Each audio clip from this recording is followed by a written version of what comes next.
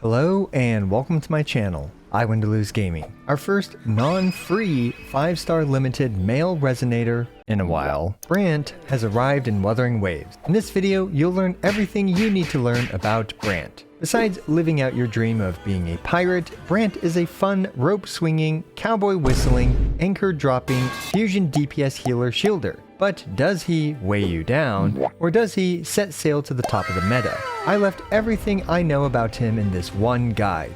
You'll just have to find it in the conveniently marked timestamps down below. We'll go over his full kit, his echoes and stats, his weapons, sequences and investment priority, his best crewmates, a showcase, and finally my opinion on Brant at the end of the grand line. This video was filmed on the early access server and things might be different on release.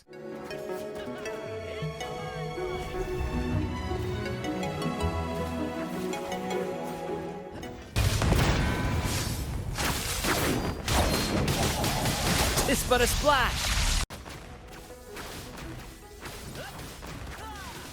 Okay, not gonna lie, Brant's kit is absolutely bonkers and extremely complicated on paper, but fortunately, once you actually use him, he's so simple, even a caveman can do it. Brant has some basic attacks on the ground, where you're able to hold them at certain points to alter them a bit. Generally speaking, I don't find myself frequently using these, as most of the stuff he does puts him in the air. Speaking of him being in the air, he can perform this 4-hit midair combo. There's a built-in backflip into some of his aerial attacks, which he performs automatically if you don't mash the basic attack button. Anyway, we're able to also hold his aerial basic 1 and his aerial basic 2 to imitate Camellia with these funny spin-to-win attacks. Aerial basics 3 and 4 don't have this hold option, and his aerial 4 will finally bring him to the ground. Next we have his resonance skill. Using it while he's on the ground will put him in the air, and using his resonance skill while in the air will put him onto the ground. All of his basics and resonance skill generate his forte,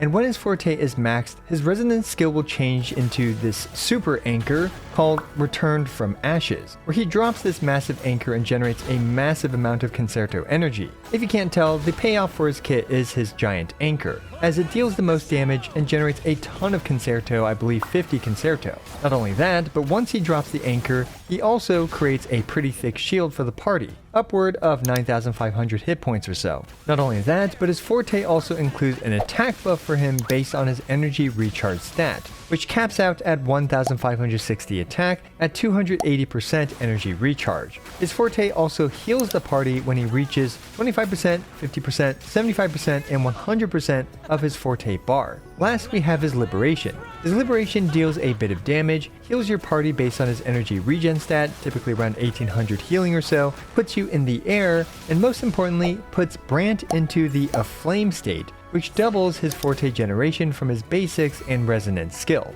A flame state also improves the attack he gains from his energy recharge stat, for up to 2,600 attack at 280% energy recharge. Next we have Brant's passives, where his minor passives gives him crit rate and attack percent, and his major passives give him 20% more healing on his forte, and a bit of interrupt resistance on his midair attacks with 15% fusion damage bonus. Brant's intro skill actually isn't too remarkable, but it does allow your next midair attack to skip his midair stage 1 and go straight into midair stage 2. So yes, if you use his intro skill, then his liberation, he can perform his midair stage 2 right after that. Finally, we have Brant's outro skill, which gives a wonderful 20% fusion damage amplify and 25% skill damage amplify for 14 seconds. And if you swap out the character that gets this buff, they'll lose this buff. Alright, and I forgot to mention, but Brant's basic attacks and his forte's giant anchor drop deal basic attack damage. So yeah, pretty much all of his damage output counts as basic attack damage. Now that's a lot of stuff, and how does it all come together? To summarize, Brant enjoys being built with a ton of energy recharge in order to maximize his damage. He'll want to use his liberation in order to build up his forte as fast and efficiently as possible, in order to drop his giant anchor to deal big damage and for tons of concerto. So let's take a look at a couple beginner rotations. For this first rotation, you intro Brant onto the field, then use his liberation. After that, hold the basic attack button, which will cause him to spin to win. Then simply press the basic attack button once, where he'll perform his aerial basic 3 as well as the built-in backflip. This will fully fill up your forte. After his anchor lands, use his echo and then outro to the next character. This next rotation is for the Molten Rift echo set users, and we need to fulfill the Molten Rift's passive, which requires you to use a skill. Fortunately, that's very easy to do, as we can use his skill right after his intro skill, and you can immediately cancel its animation with his Liberation. This will still provide us with the buff from the 5-piece Molten Rift without waiting for the animation from his skill or for him to plunge to the ground. Now, despite not landing on the ground as the text on his intro skill states, using his skill will still reset him back to aerial basic 1. This is fine though, as we can just do a couple spin to wins to fill up his forte. Brant is also able to comfortably get his outro without his intro skill, which is valuable for double introing another character on your team like Chong-Li. For this rotation, just start with his Liberation, then use his aerial hold basic 1, aerial hold basic 2, and aerial basic 3, with the flips included. This fills up his forte, and you'll simply drop the anchor, use his echo, and then outro off the field. You can also open this with a skill cancel before his Liberation if you're using the Molten Rift. Fortunately, picking up Brant is easier than his kit might initially suggest, and these rotations should help you get started with him. For Brant's talent priority, prioritize his forte, then his basic attacks. After that, I'd level his Liberation, and lastly, his intro skill and resonance skill. We've reached Brant's echoes, and stats. Brant has a few echo sets worth considering. The newish Tide-Breaking Courage, the classic Molten Rift, and the support set, the Moonlit Clouds. This chart takes into account a full team situation to be able to see the value of a support set like the Moonlit Clouds on Brant. Okay, so Brant's echo set is actually pretty complicated, but we'll go over it from a high-level perspective first. The following examples will assume his signature weapon, the Unflickering Valor, which, no joke, provides a comical 77% energy recharge. Let's start with the echo set, the Tide-Breaking Courage. The Tide-Breaking Courage provides 10% energy recharge for its 2-piece set bonus, and for its 5-piece bonus, it provides 15% attack. And if you have 250% energy recharge or more, it will provide 30% bonus damage. So yeah, you need 250% energy recharge, which with the Tide-Breaking Courage, Brant's signature weapon, the Unflickering Valor, and with 2 energy recharge 3-cost echoes, you'll be able to hit 260%, which is enough to fulfill this passive. So assuming you're able to reach the 250% threshold,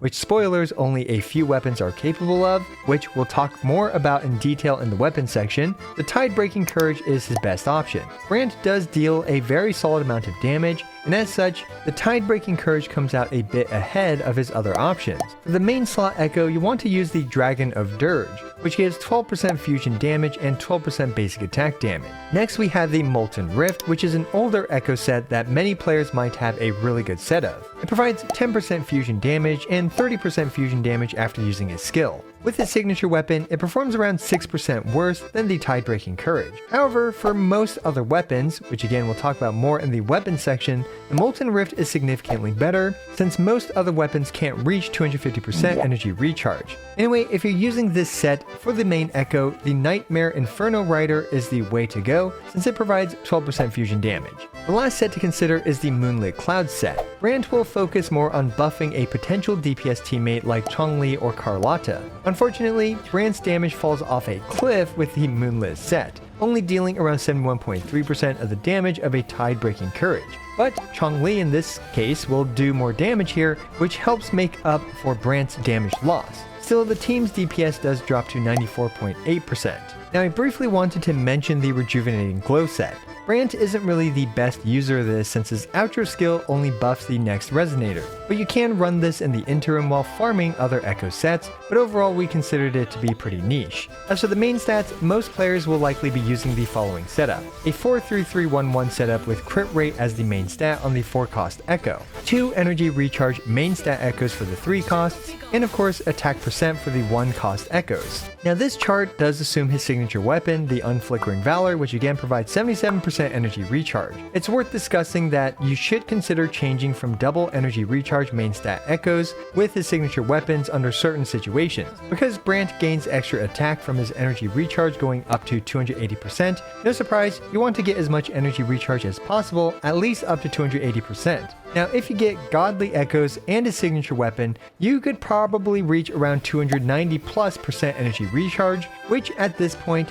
a fusion damage 3-cost Echo is a better choice. But again, for the majority of players that don't reach around 290% plus energy recharge, double energy recharge is the way to go. For substats, energy recharge, crit rate, and crit damage are your top priorities, followed by basic attack damage and attack percent. Of course, flat attack isn't useless either, but you shouldn't really target that. We've made it to Brant's weapons. Now there's no other way to put it, Brant's signature weapon, the Unflickering Valor, is by far his best option. The 77% energy recharge it provides is absolutely massive, giving him tons of attack thanks to his passive, and tons of energy recharge to fulfill the Tide-Breaking Courage Echo set. It also gives 8% crit rate and effectively 48% basic attack damage. Again, as mentioned earlier, if you hit around 4 energy recharge substat rolls, you can consider swapping 1 energy recharge 3-cost Echo to a fusion damage 3-cost Echo. Now, as for his other weapon options, overall I recommend the Overture. This thing happens to have energy recharge as its secondary stat, which allows you to fulfill the Tide Breaking's passive. You will need to farm Echoes with around 3+ energy regen substat rolls though, so do keep that in mind. The Emerald of Genesis is a usable option with the Molten Rift, so you can use that on him should you desire. I've also included a bunch of other weapons on this chart, so feel free to take a look at it. Up next are Brant's sequences and investment priority. Personally, I recommend going for Brant's signature weapon first, as it's a very substantial upgrade over the Overture. Brant's Sequence 1 provides some nice utility, as his anchor will slow down enemies while he's casting it, and this helps him out because otherwise he's easily interrupted when using his anchor, which causes him to lose a lot of damage and concerto. The Sequence 1 also increases his damage by 20%, up to 3 times if he uses his intro skill, or does the flip from his midair basic attacks. Brant's Sequence 2 is a big one, giving him 30% crit rate for his midairs and anchor, and his outro skill will now deal 440% damage twice when an ally hits an enemy with her resonance skill. This is a very solid sequence, providing Brant another substantial increase to his damage output. Sequence 3 adds 42% to his anchor's multiplier, which is a lot of fun for bigger nuke numbers. Sequence 4 improves his shield and healing and also makes it so his anchor heals, and Sequence 5 adds 15% basic attack damage to Brant. Finally, Sequence 6 further improves his midair basic damage by 30% and also creates an anchor blast that deals 30% of his anchor's damage. Fortunately, team building for Brant is pretty straightforward. Brant deals good damage himself while offering some healing, shielding, and 20% fusion amplify with 25% skill damage amplify. This makes him work well with other fusion DPS and some skill damage characters as well. I suspect one of Brant's most popular teams will be Chong-Li, Brant, and a healer, like Verena or Shorekeeper. Chong-Li and Brant have great synergy together, and in fact you can even improve on both of their rotations with some quick swapping, allowing for additional fun skill expression. Another decent team is Carlotta, Brant, and a healer. This team is nice because Carlotta just does a ton of damage. Brant's skill damage amplify is also good for Carlotta. While Carlotta can't make use of the fusion damage amplify, Carlotta just does so much damage that this is still a pretty strong team. Now, one of my personal favorite teams is actually Brant, Sanhua, and Shorekeeper. Brant is a great recipient of the basic attack amplify that Sanhua provides, and the damage he does is actually pretty solid. So yeah, main DPS Brant is a pretty viable option. Of course, other fusion DPS work well as well. She can make great use of Brant's fusion and skill amplify with her finger guns. Finally, Encore is a decent choice with Brant because she benefits from the fusion damage. And for multi-wave AoE content like Whimpering Wastes, Rocha is a good teammate for Brant as she provides both grouping and some basic attack damage amplify as well. Now, one team that needs more exploration is a non-dedicated healer team that relies on Brant for healing and sustain. Personally, I didn't have as much luck as with the previous teams, but I'm sure many of you sweatier gamers out there can make more complex multi-DPS rotations work. Okay, I've got a quick few showcases for you guys, starting off with Chong-Li plus Brant. Both Chong-Li and Brant are using their signature weapons at Refinement 1, and of course they're at Sequence 0, and Verena is at Sequence 2 with the Concerto weapon.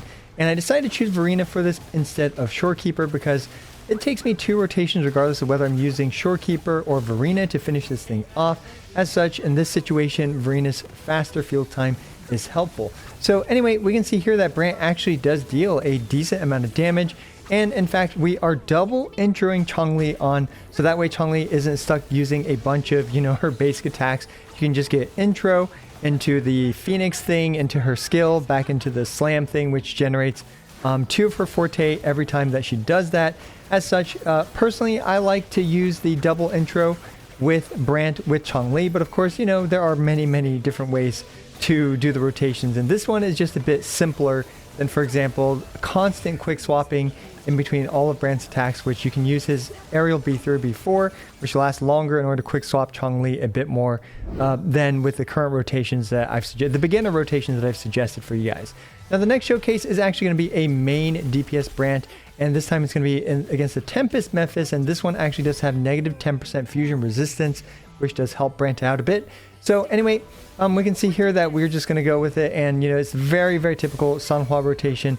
And the thing about Sanhua is that her basic attack Amplify is extremely powerful on Brant because, well, Brant, does a lot of basic attack damage. Well, actually all his damage is basically basic attack.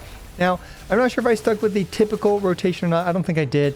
And it doesn't really matter because we need to extend his field time a little bit longer than usual. So I'm just going to use a few extra basic attacks because, Shorekeeper's rotation as well as Brant's rotation timings. In this case, we had to extend them, like I said, because otherwise, Shorekeeper's just going to be on field for an extra few seconds for no reason. So, yeah. Anyway, the point is we're just going to do that rotation again. I fast forward a little bit so you guys didn't have to watch this whole thing. But very easy. This is literally my first attempt at this chamber. We probably could have done it in 2 rotations instead, but yeah, cleared that in 340 with plenty of time to spare. Now this next team is Carlotta plus Brant, and Carlotta, while she doesn't fully utilize Brant's outro, is still a very powerful teammate because Carlotta is just a very powerful character. She does a lot of damage, and this chamber actually definitely boosts Carlotta's damage by a lot.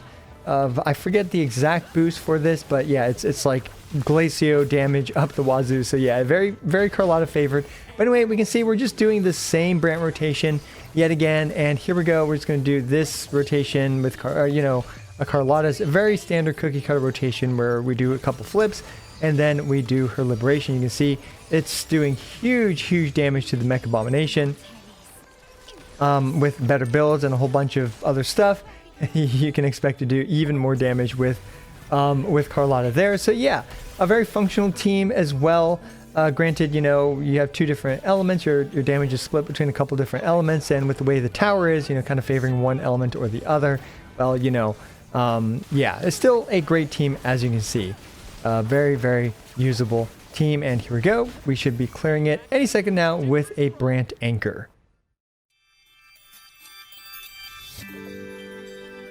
All in all, Brant is a fun, pirate-themed resonator with cheesy one-liners and a satisfying playstyle. Brant is a well-rounded and flexible character who deals solid damage, provides healing, and a shield for the party. Let me know what you think about Brant down in the comments below. As always, I appreciate every single one of you. This is I Want to Lose, signing out.